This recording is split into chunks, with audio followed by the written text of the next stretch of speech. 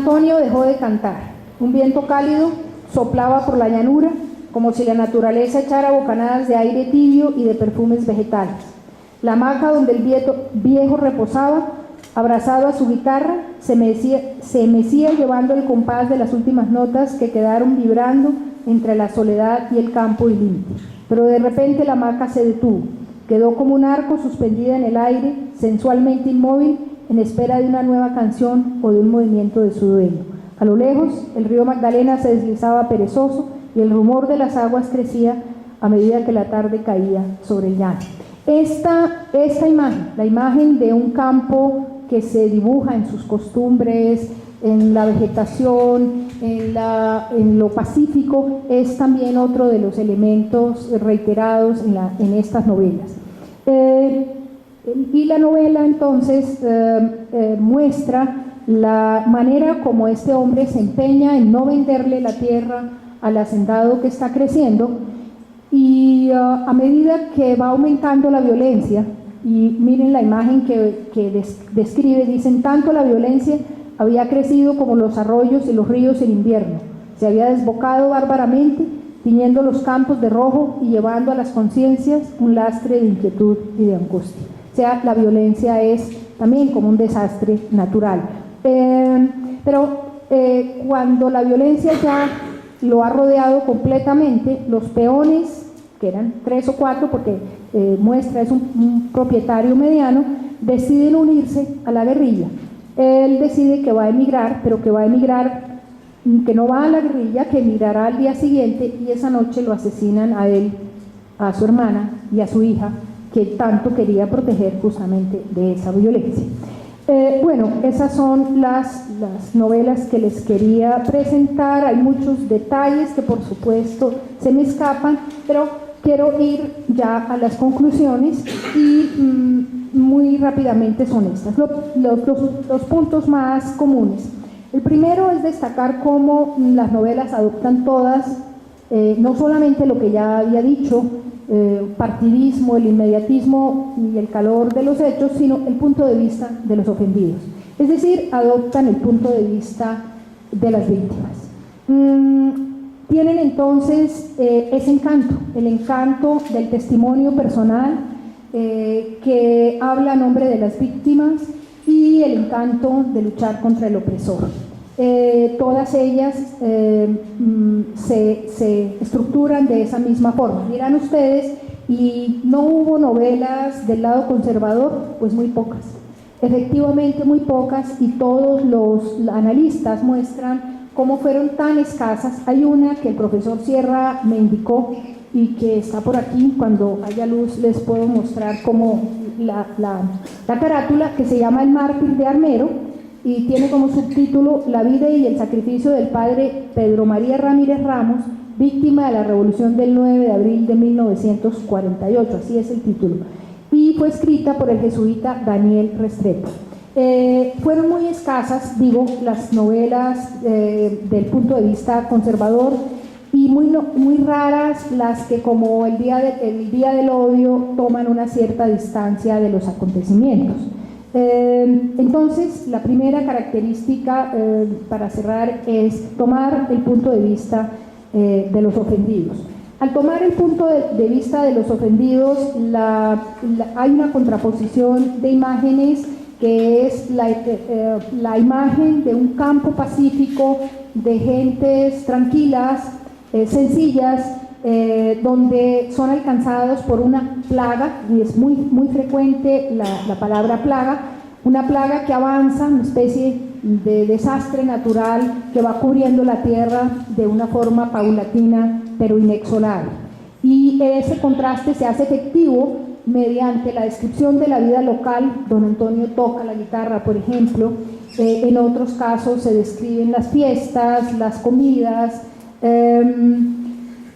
Ese contraste entre la imagen del pueblo inerme, indefenso, pacífico, y la violencia que avanza es uno de los recursos que se usan para mostrar el punto de vista de las víctimas. El segundo es la crueldad.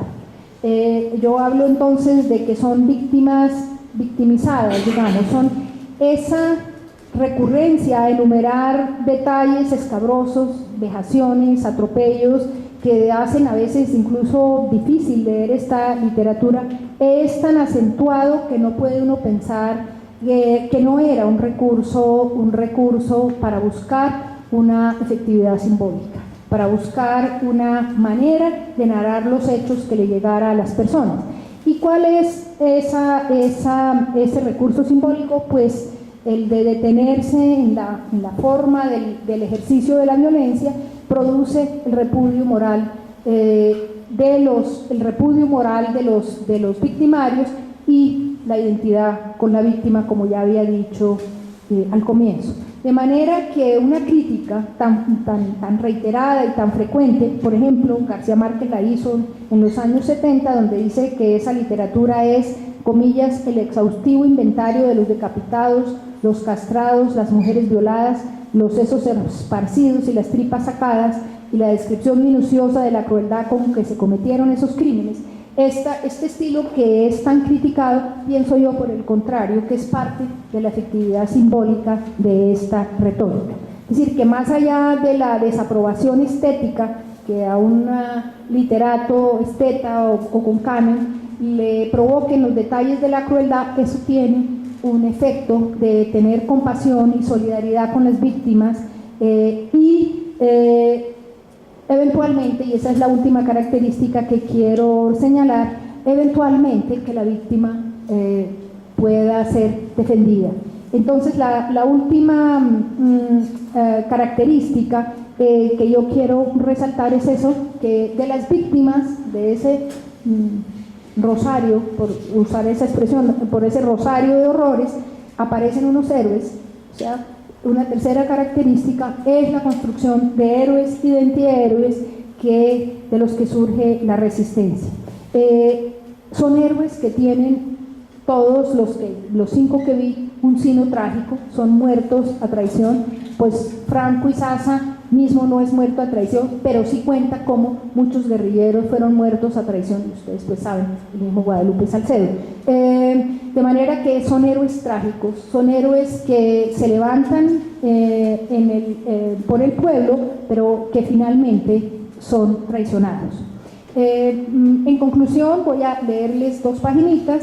He querido mostrar que las novelas de la violencia deben verse desde algo más que un canon estético, que más que buena, regular o mala literatura, usaron el lenguaje literario para testimoniar sobre una tragedia enorme del país. Conformaron un conjunto simbólico de representaciones que acentúan ciertos rasgos de los sucesos históricos y dejan otros de lado, y en ese sentido no se les puede pedir verdad histórica, pero crearon verdad interpretativa, pues fueron la voz de las víctimas de entonces frente al silencio que buscaba, tal vez equivocadamente, aclimatar paz y concordia. Fueron intensamente politizadas y con ello trajeron un lenguaje simple, trágico, de imágenes con contrastes marcados que dibujaron víctimas, victimarios y algunos héroes. Fueron las novelas de la violencia las que ayudaron a generalizar una conciencia del acontecido, esa es mi hipótesis, como una tragedia nacional y, cito aquí a Augusto Escobar, como un estigma para la clase dominante. De cierta forma, y pese a sus personajes estereotipados y su pintura de buenos y malos, o tal vez justamente por eso, crearon una imagen de la sevicia de la autoridad, iglesia, gobierno, policía, vuelta contra los débiles, del pecado de los dirigentes nacionales y eventualmente de la maldad nacional. Así creo que la generalización del drama, que me parece que lograron, está aún incompleta como sustento de principios morales comunes, pues se diluyeron en un dudoso todos somos culpables. Su contribución es que dejaron huellas sobre la manera en que hoy percibimos esa época como una de barbarie y desenfreno pasional, con todas las ambigüedades que esto implica. Si por un lado hicieron justicia a su manera, por el otro esa manera de hacerlo nos cuesta en nuestra autoimagen como un pueblo cruel y bárbaro con una historia de violencia en vez de historizar y contextualizar. Señalaron culpables que no obstante no recibieron castigo y pagamos con una arraigada desconfianza en la autoridad. Quedó la ambigüedad de lo que se cuenta a medias y cuya verdad no se asume y tampoco se traduce en justicia o en reparación, como ahora se dice. Nos dejaron pues la ambigüedad y las consecuencias de hablar en novela sobre lo que pasó en realidad. Muchas gracias.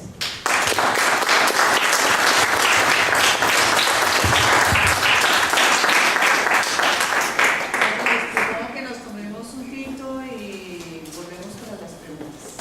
Una cosita que ¿o quieren de una vez? Bueno, entonces de una vez. Bueno, primero felicitar a Miriam por su exposición tan clara, ilustrada. Gracias por lo que nos enseña. Una anécdota real del doctor Alzate Avendaño con el presidente Urdaneta en el Club Manizales. Directamente le dice a Alzate: sé que me mandaste ya a matar sordo y retante. Mi sangre quedará como estigma imborrable. Estamos hablando de un dirigente conservador, opuesto a Laureano Gómez, que de frente va a Club Manizales a enfrentar al presidente. Los conservadores no escribieron mucha novela, pero le menciono los escritos de Alzate, que si lo vieran desde la estética literaria son tan exquisitos como los de cualquier novelista para premio importante. Pero me hiciste caer en cuenta de una cosa: las notarías, ¿no, Alfonso? Sí. Eso del Cristo de Espada. Las notarías siguen estando de moda. Gracias, Livia. Gracias por el comentario. Gracias. Siga, por favor. Bueno, pues realmente impresionante la síntesis que hizo en todas las novelas y la posición, ¿no? Me llama la atención, copié por acá, de que había una crítica hacia esas novelas, y yo veo que lo que describen esas novelas no ha pasado todavía ni siquiera de moda, se presenta todavía en todos los campos del país. Casualmente hoy me entregaron algo de un poeta norte santanderiano que fue muerto siendo candidato a la gobernación de Norte de Santander en el año 2003, Tirso Vélez. Es decir, estoy tan conmovido de la poesía que hay una pequeña poesía que quiero que por favor me escuchen. Es un hombre de paz, pertenecía al Polo Democrático, antes había sido alcalde de Tibú a nombre de la Unión Patriótica, fue militante del Partido Comunista, pero siendo alcalde públicamente se retractó con tal de llevar la paz a esa región y se retiró del Partido Comunista, sencillamente. Fue encarcelado durante 7 meses, dice acá, siendo alcalde de Tibú por orden del ministro de Gobierno Fabio Villegas Ramírez y el comandante del ejército Hernán Guzmán Rodríguez. El poema inicialmente titulado Tibú, un sueño de paz, según el comandante de la brigada móvil número 2, general Agustín Ardila, era una loa a la actividad guerrillera. Esto estamos hablando del año 93-94, hace poco. El poema, repito, se llamaba Tibú, un sueño de paz. Posteriormente se llamó Colombia, un sueño de paz. Y dice lo siguiente: para que en los campos el ladrar de los perros en cualquier madrugada no sea el rondar siniestro de la muerte que vaga, sea el apretón de manos, sea la sonrisa cálida del amigo que llega y no la fauce oscura del fusil que amenaza. Para que soldados y guerrilleros no sean el uno para el otro el tenebroso olfato de la muerte, husmeando la vida temblorosa. Para que exploten bombas de pan y de juguetes y corran nuestros niños entre escombros de besos. Lancita, mi soldado, Recuerda que Jacinto, el hijo de la vieja campesina, se fue para la guerrilla buscando amaneceres, persiguiendo alborradas. Que no regrese muerto, no le apagues su lámpara, porque la vieja espera pegada a su camándula, pidiéndole a las ánimas que no le pase nada. Compita, camarada, ¿recuerdas a Chuchito, el que jugaba mientras contigo y con los otros muchachos de la cuadra? Hoy es un chico grande repleto de esperanzas. Se fue para la recluta portando la bandera, símbolo de la patria. No le trunques sus pasos, tendiéndoles emboscadas, porque tendrás tú mismo que llevar la noticia que irá a partir el alma de aquella pobre madre vecina de tu casa. Pero también el hambre bate tambor de guerra, impulsando las armas.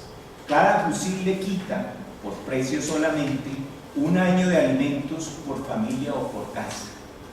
Paz, te han vestido de negro siendo tú blanca, blanca de azul de naufragio, de rojo siniestro, de sangre derramada. Tampoco eres verde vendaval de montañas. Que todos los partidos hoy se tapen la cara y te desnuden toda cual novia inmaculada para ponerte un traje blanco de nube blanca. Tirso Vélez. ¿Cómo voy yo a condenar a este alcalde en ejercicio? Estuvo 7 meses presos en la modelo de Cúcuta, porque esto es una loa a la guerrilla. Ustedes verán que por igual habla a uno y otro sector enfrentado.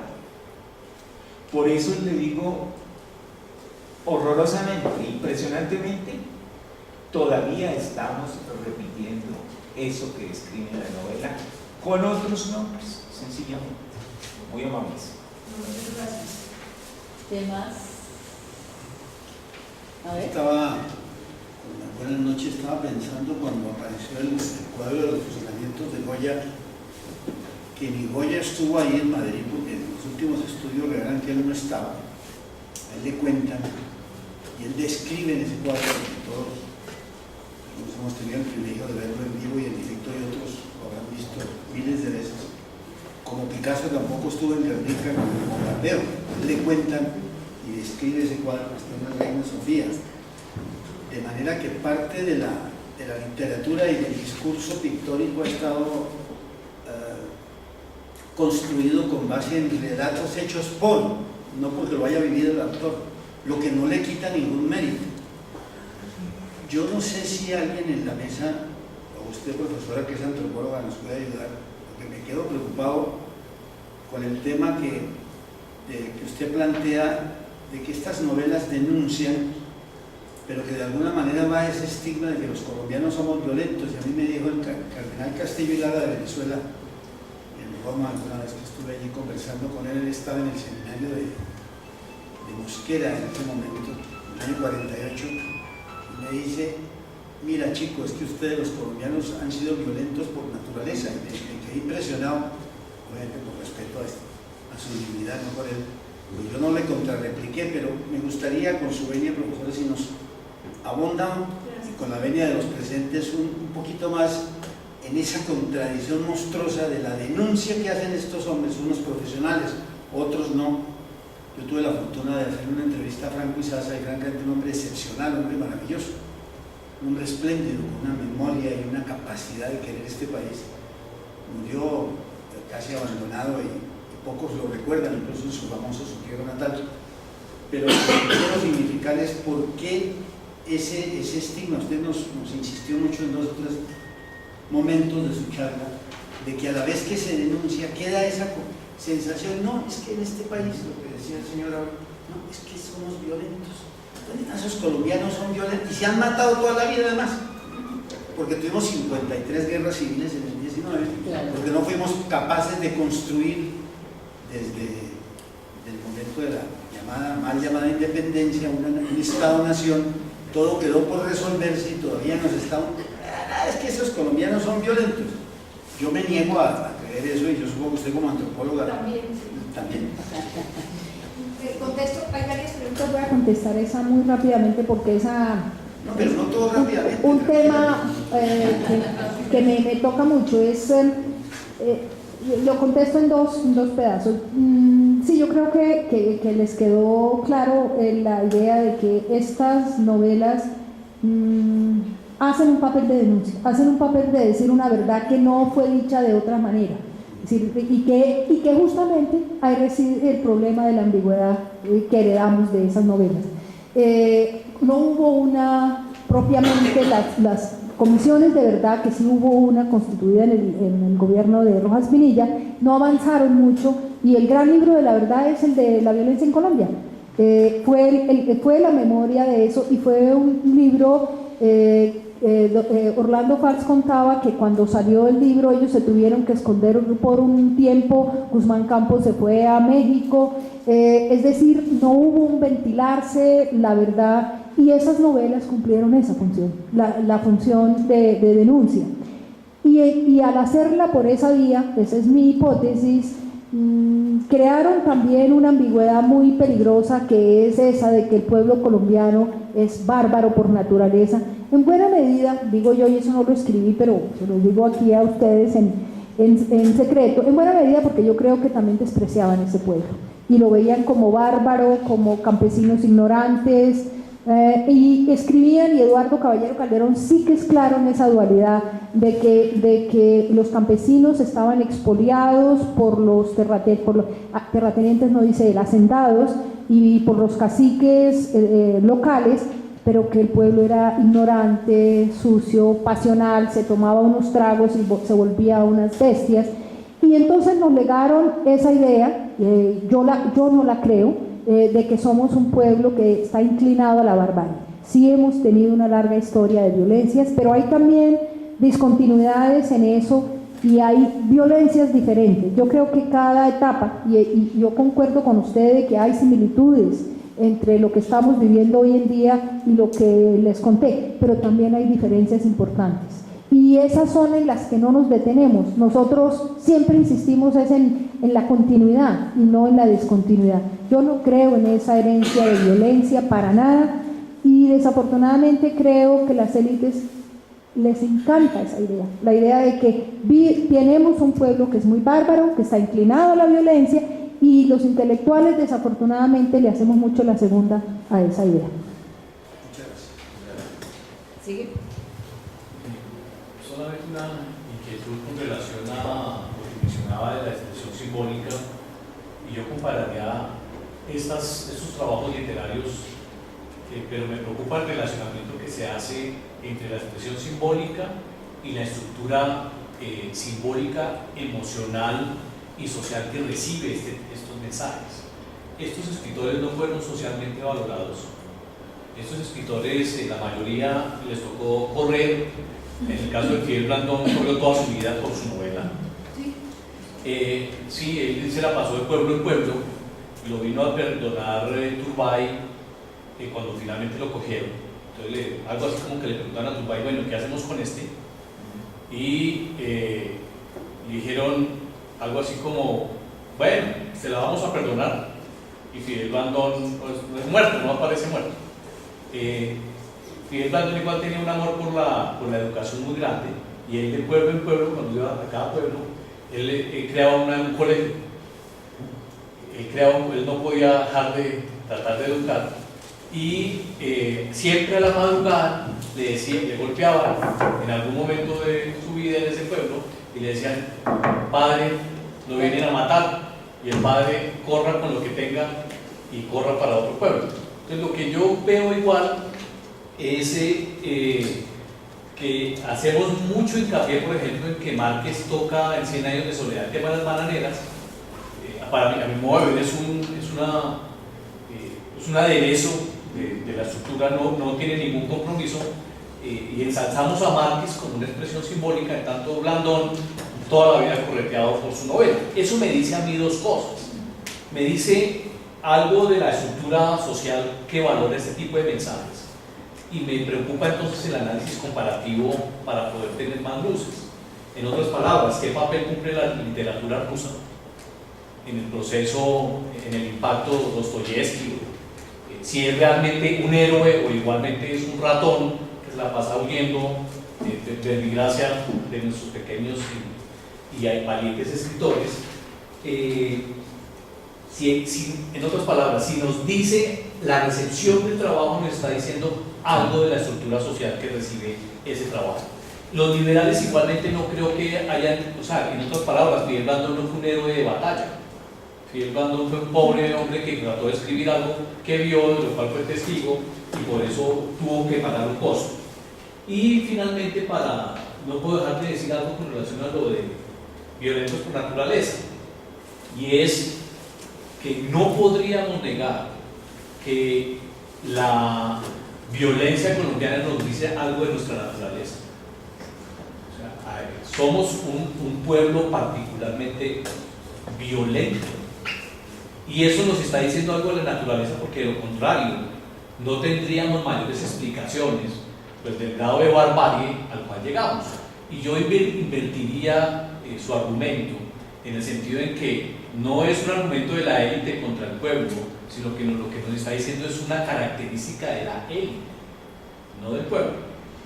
O sea, tendríamos entonces al contrario una élite bárbara que utiliza el terror, que instrumentaliza el terror como un mecanismo de estructuración de lo social.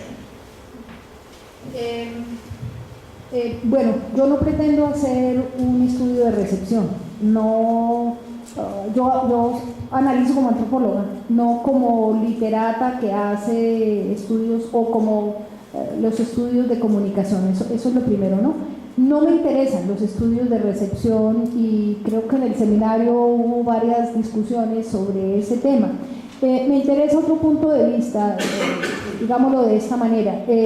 La conformación de conciencia colectiva se hace por vías que no son fácilmente diseccionables. La sociología y la antropología llevan desde finales del siglo XIX hablando de la formación de valores, creencias, conciencia social, pero nadie ha sido capaz de mostrar cómo eso se produce, y sin embargo se produce, o sea, el hecho social está ahí. Entonces a mí no me interesa mirar, y en la parte escrita sí lo tengo, cuántos leyeron qué, es decir, yo menciono algunas difusión de algunas novelas como la de Blandón o como la de Viento Seco, pero simplemente como un elemento de información, porque a mí no me interesa la recepción. Quiero decir que estoy segura que son representaciones colectivas y que uno puede hacer el ensayo empírico, así de preguntar cuál es la imagen que hay de esa época y enseguida ve cómo coincide con la que tejen estas novelas. Pero sí estoy de acuerdo con usted en una cosa, y es que esa imagen muestra la estructura de la sociedad y la manera como fueron manejadas esas novelas, como fueron tratados quienes escribieron esas novelas, sí refleja la estructura de la sociedad, la estructura de poder de la sociedad, no me cabe la menor duda. Tal vez con la manera un poco rápida en que yo hablé no terminé mostrando cómo en general quienes escriben no pertenecen a las élites. En general digo, porque algunos sí, Eduardo Caballero Calderón era un hombre de la élite, bogotana además, pero en general eran hombres, digamos, de capas medias, más bien, los quienes escribieron. Y sí, sus escritos reflejan esa contradicción en que se mueve la sociedad colombiana. Ahora, sobre nuestra naturaleza, yo sí creo que en el hombre, en el ser humano, hay la posibilidad de compasión, de solidaridad o de violencia. O sea, creo que eso no es nuestro. Y si nos comparamos con las historias de crueldades, no sé, Afganistán por un nombre que se me viene, en alguna ocasión en que los estudiantes de antropología que siempre hacen esa misma observación sobre la naturaleza colombiana insistían en eso, yo les puse a leer un colega mío, un antropólogo afgano, que describe la historia de Afganistán y de las crueldades que vivieron los afganos desde finales del siglo XIX, auspiciados por tiranos que sostenían el imperio británico, como un juego de poder sobre Afganistán en relación con Rusia. Quiero decir con esto que si usted se pone a escarbar la historia de la guerra civil española o la historia de la guerra civil en los Estados Unidos o en la guerra de la Revolución Mexicana, usted encuentra que el hombre desafortunadamente tiene ese lado, y hay otras condiciones que esas no me voy a poner ahorita, condiciones en la sociedad colombiana que sí auspician en épocas de nuestra historia ese surgimiento y ese potenciamiento de violencia. Los violentos son pocos, yo me atrevo a decir eso, los violentos en Colombia son pocos, lo que pasa es que la violencia es eficaz. Es terriblemente eficaz y logra someter, logra aterrorizar, pero yo veo a la gente colombiana y la mayoría es gente solidaria, pacífica, amorosa, que no usaría la violencia a pesar de eso otro que he dicho. Tres cositas breves. La primera sobre la naturaleza de la violencia. Citaba a Dostoyevsky, que en una parte dice que en la cabeza del hombre siempre se libra una guerra entre Dios y el diablo, que a veces parece que el diablo nos está ganando, pero siempre hay como esa dualidad. Otra cosita, otra anécdota sobre Armero y lo de la novela conservadora. Mártir de Armero. Pueden ustedes, perdón que lo interrumpa, me ven aquí ustedes, no sé si alcanzan a ver la carátula, el padre, perdónanos, está de rodillas, el sacerdote, y están pues la gente aquí con algo chorreando sangre, y esa fue escrita por un jesuita, ¿no? Sí, hay una anécdota cuando eso. Sí. Recuerdo que cuando la avalancha de Armero se corrió el rumor que eso fue un castigo que le hizo Dios a los armeritas por haber matado al cura. Claro, estoy entrando. Y a mí me llamó la atención lo de las comunidades morales. Me llamó la atención por llevar a lo actual. Entonces mi pregunta sería, ¿podemos hablar que las novelas actuales pueden llegar a construir comunidades morales que sancionen y repudien los hechos y actores de la actual violencia, llevando como esa hipótesis le pasa a la actual? Porque un escritor moderno habla de esas violencias como la sicaresca.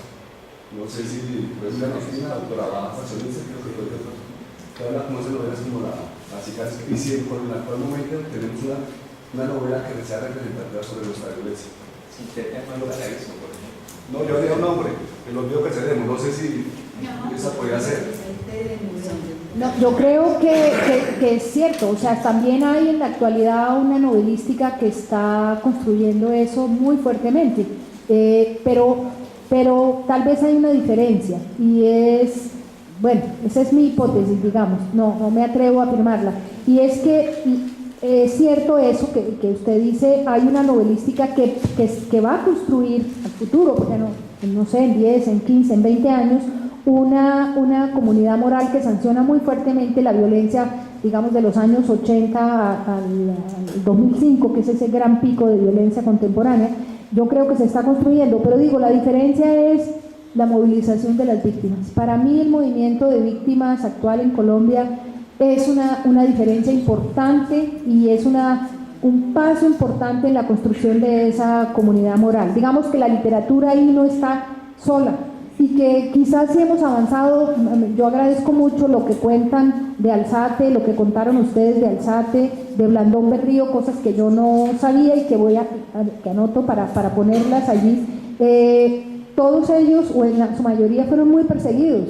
Creo que Eduardo Caballero Calderón no, pero era un diplomático, digamos, pertenecía a la élite y no sufrió esos rigores. Pero creo que hay esa otra diferencia, el movimiento de víctimas. Creo mucho en el movimiento de víctimas en Colombia como un movimiento que está exponiendo la verdad, que lo ha contado en la televisión, que lo vive contando de mil maneras y que puede tener un efecto similar, pero que yo no niego que la literatura está haciendo también eso.